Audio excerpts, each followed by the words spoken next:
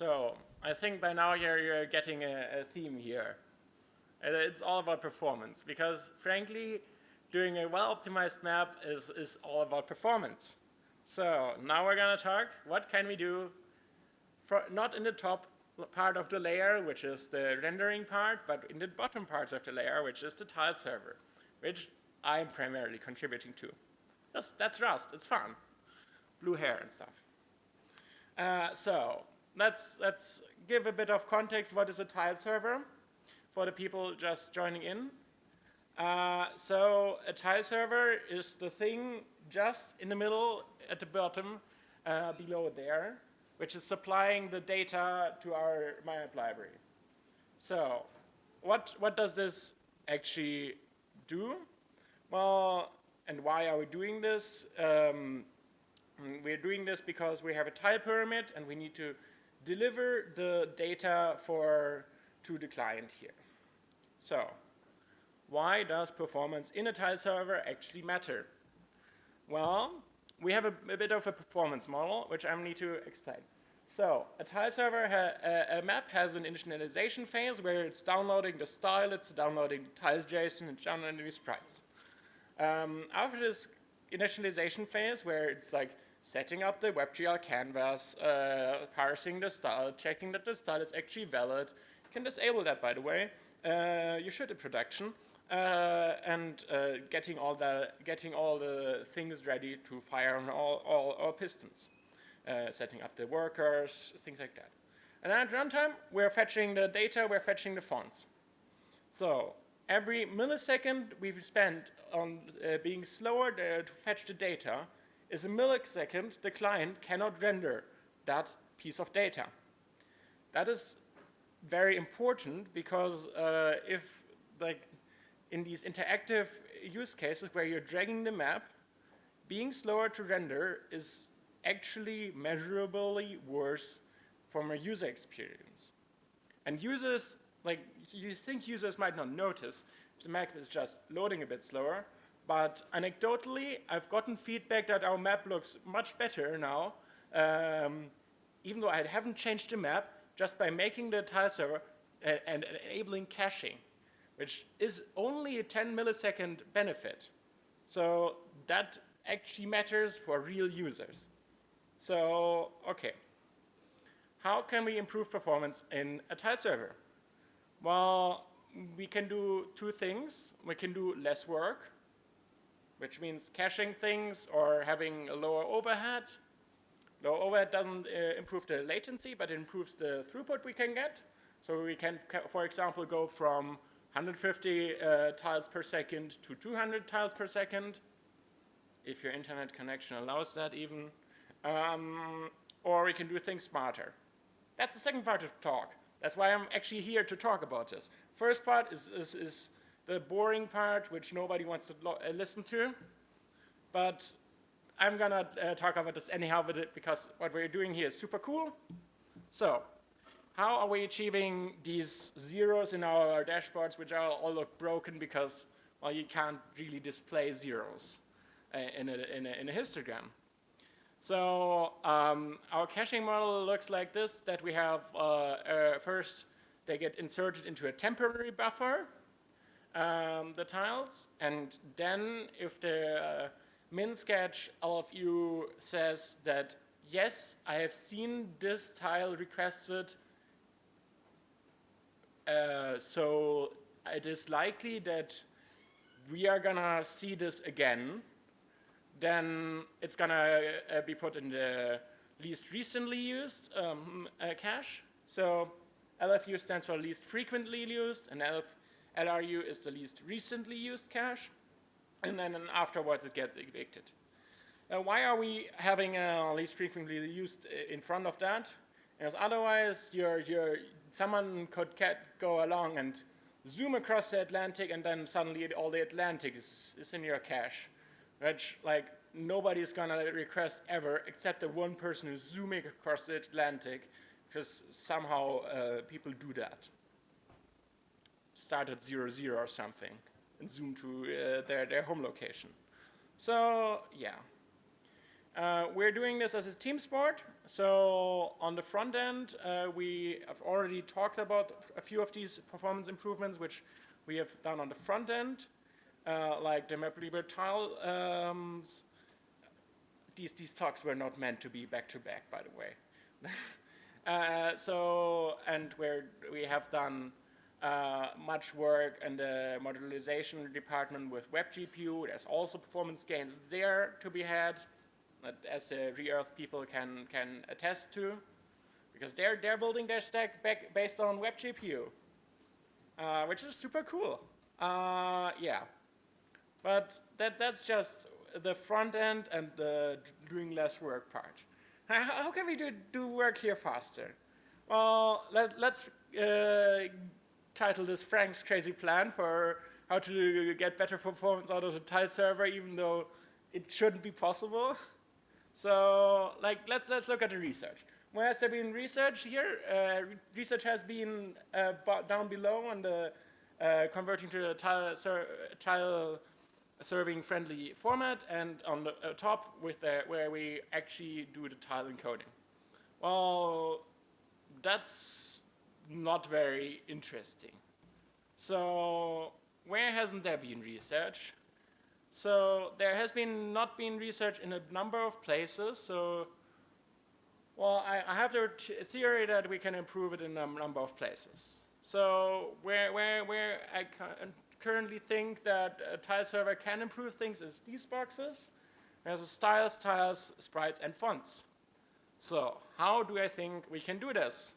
Well, currently, these are all decoupled, which is great from a software engineering architecture, but just not great from a performance architecture. So if we couple our styles to our tiles, to our fonts, our sprites, I think we can get a bit of a performance increase. Will it be a large performance increase? No. But we're chasing down percentages of percentages anyhow. So doing fun work here is fun. So let's talk about sprites and fonts. Optimizations here are not going to be large. They're going to be I'm going to save a few milliseconds on initialization. But they are important nevertheless, because saving a few milliseconds on initialization is you're going to be faster to render, and every millisecond matters. We can do this by pre-warming our caches. When we know that a style has been requested, then we can pre-warm the cache that the sprites and the fonts for this style are already in the cache. Okay. When we know that the style is going to be requested, though, we also know sometimes that not all of these sprites or fonts are going to be possible. So for a sprite sheet, you usually have a bunch of sprites.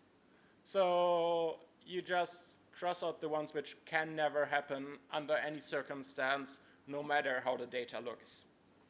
That's a reasonably simple optimization, though one which can usually only save 10 to 20% on the PNG size, which, depending on your internet, might be a few milliseconds or longer if you have German internet. I'm griping on that a bit, but it's true. So we can also, in some use cases, and that's very experimental to prune away some labels, because what happens is currently we do a BG on we're doing a geographical index on all labels and then displaying the ones which can happen, which is very expensive to doing this BG and doing these intersect observations.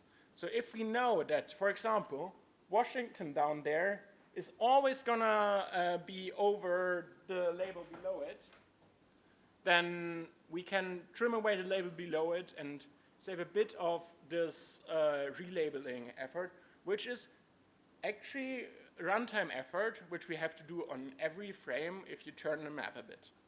So that would actually be a decent performance increase, but would also be very hard to do correctly, because doing this is a domineering label over the other. It has to be domineering in every orientation, every tilt. So that's reasonably hard to get correct. And that's very experimental still. And like, I've not fully cracked this one. What we can also do is we can transparently re-encode MVTs to MLTs. It's not currently implemented, but it is in a POC stage. So that's an interesting performance optimization idea. Or we can more aggressively compress down. Like why is more aggressive down compression even an interesting idea? Is that Z-standard decompression on the client is much less resource intensive than a gzip compression. So therefore, if we on the server convert from a gzip to a Z-standard compression, even though that in itself means we are decompressing gzip and compressing Z-standard, is reasonably expensive, but with caching enabled, and frankly said, we can push out the gzip and then do that offline if we know it's gonna get inserted into the cache anyhow, then we can get better performance this way. But that's like if the client also supports these standards, which is another thing. Maybe your clients don't support these standards across the board. Unlikely though, because modern browsers do that. We can also do a bit of layout optimization. I'm not gonna go into that, that's a bit technical on the Postgres side. What we can also do, so we have a tile and we have the data for the tile. So if we know that, for example, your tile does not contain addresses, we can shave them away. That's a very inexpensive operation, shaving things out of the tile. We can also do a more static approach and giving you a recipe for planetiler to, hey, here's your recipe to do a fully optimized map, but that's much more in the future still. So what we can also do, like, all of these are, by the way, that's a plan. That's not currently implemented. None of these are implemented. What I think we can also do is we can remove more of the entropy we have there. What is reasonably common in river systems and like car-centric environment is that we have these parallel lines. And when you move up in the tile pyramid, and suddenly you only have one line. Well, because if they are very parallel to each other, they very much are still there and are still parallel, but are basically rendered as one line. Well, so we can do that on the tile server side maybe to save a bit of performance. If we know that the style renders them at one line anyhow. This is not going to be a very significant improvement, just putting it out there, and also reasonably much work. What we can also do is a bit on the reverse side. If we know that a certain style thing can never happen, we can drop it. So for example, if we know that in this expression, this path can never be taken because our data is like this, then we can drop it. This is a very expensive operation because it requires a full disk scan of the entirety of the data, but because the style is reasonably static, usually, that might still be possible and like reasonably to do on a larger scale. Not at runtime, but at the pre-processing that maybe should be fun. What we can also do is inform a bit more about our tiles. So, for example, I've just talked about dropping things. What we can also do is reorder things. It's like our expressions are basically in database terms, they are a selection row. And so, for example, we have here, do I have a? Yes, I have one. So we have if the kind equals desert, and if the geometry kind is polygon. Well, which of these two is more selective? Well, there are less deserts than polygons, so the desert should go first. Well, if it's differently, like if the desert and polygon are switched, it's going to be slower. Currently, MapLibre is just, oh fuck, what happened? Okay. Yeah, currently MapLibre just evaluates them linearly, which means that, like everyone does. So switching these around can get slight performance improvements still. Expression evaluation is not generally the performance bottleneck, but if we can get a bit ahead of ourselves, it's still gonna be nice to have. So yeah. We can also, in some cases, I think, do constant folding here. If we know that the data is always going to be resulting in this, which requires a full disk scan, which is very expensive, we might get some performance improvements here. So yeah, that's Frank's crazy plan how to what we're going to do in the next year. On the Martin side, which is pull out the last performance things that we think can get out of a tile server, which is going to be fun. Very fun engineering challenge. Yeah. And stay up to date and join our community. We have a Slack. Join us on the Slack channel. Great. Are there any questions? I think there are. Any questions on Frank's plan for the next year? Yeah, Martin is cool. It's written in Rust, by the way.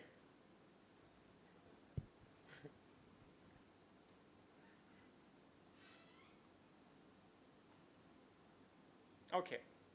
I have one question. So how do you compare your, so when you take any performance metric that you're trying to compare, which tool or how do you even measure these performance metrics? Well, if we are measuring, so there are a few basic things. Well, we have unit benchmarks. So for example, for the resolution step, we have benchmark, or we have things.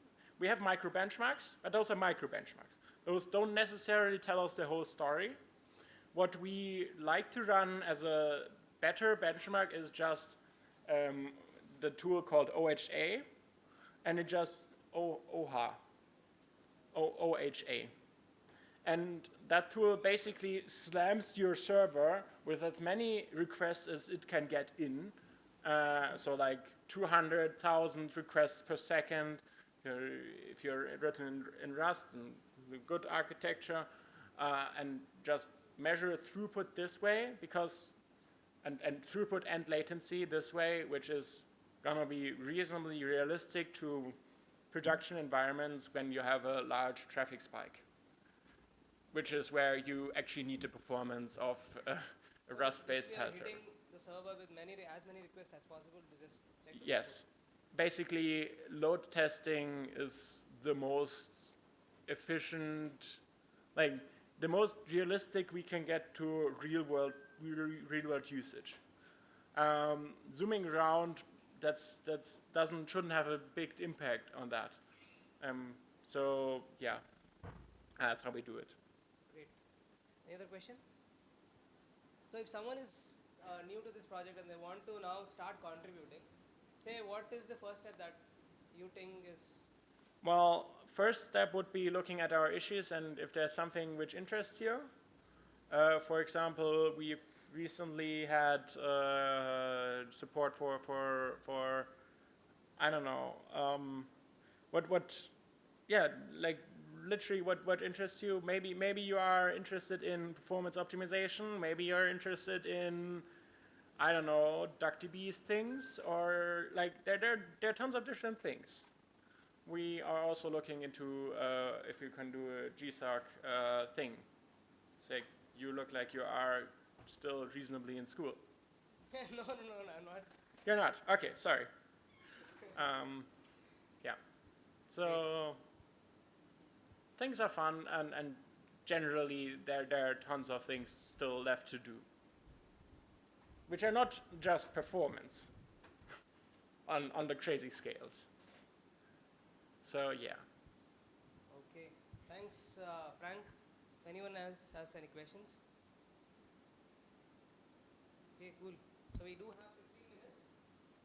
The time start.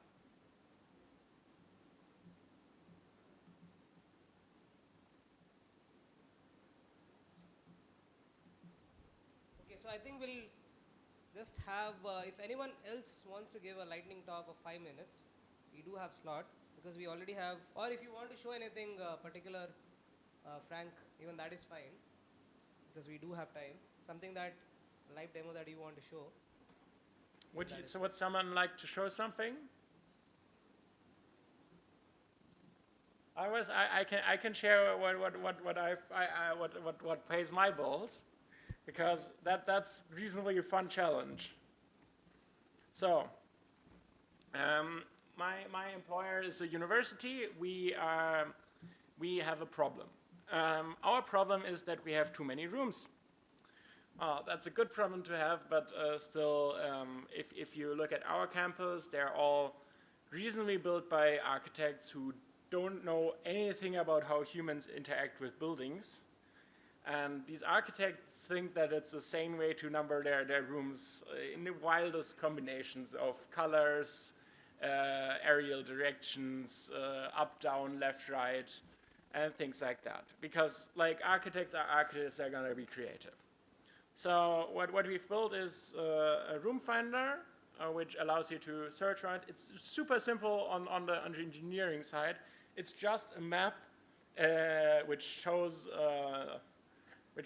you where the room is, where you can then zoom in to, I don't know, hey, I'm gonna need to find the MW001 room and find that. Or I want to navigate here with the open transit. I'm not going to click that button because that would mean starting a routing operation from here to Germany, which I'm not sure if we have limits on that, so that would take a while on my server.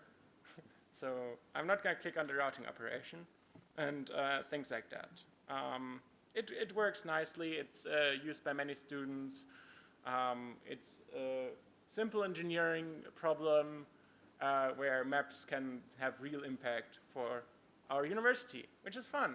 And it's also, by the way, since there's an open street map convention up there, all of our data is uploaded to OpenStreetMap via an import, a manual import, but like it was discussed in the wiki and stuff. So that's the first building import that happened at a larger scale.